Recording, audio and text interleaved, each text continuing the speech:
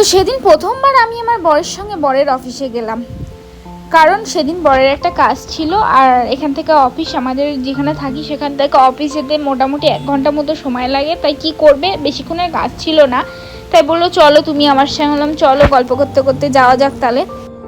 আর সেদিন ওয়েদারটাও বেশ মেঘলা মেঘলা ছিল, আর রাস্তাও ছিল ভীষণ ভিড়। আর হবে নাই বা কেন, এই লাইনেই তো সমস্ত অফিসগুলো আছে।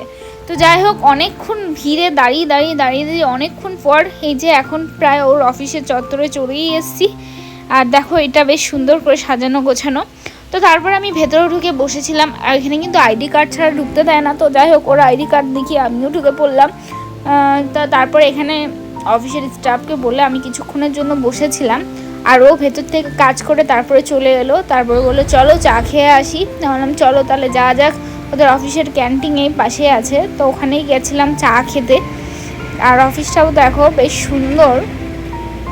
আর সেদিন যেহেতু বৃষ্টি হয়েছে আর বেশ ঠান্ডা ঠান্ডা ওয়েদারটা ছিল। তো এখান থেকে চা আর এখানে একটা পাফ নিয়ে নিল, এগ পাফ। তো সেটাই খাচ্ছিলাম আর কি। আমি যদিও চা খাই না, তো মাঝে মধ্যে রাস্তায় দাঁড়িয়ে চা খেতে বেশ ভালোই লাগে। তো তারপরে এখন আর কি, যা বৃষ্টি যেহেতু পড়ছিলো, তো যাওয়ার সময় ফেরার সময় রেনকোটটা পরে নিলাম, সঙ্গে নিয়েই গেছিলাম। রেনকোট গাড়িতেই থাকে সব সময়। তো তারপর বেরিয়ে পড়লাম।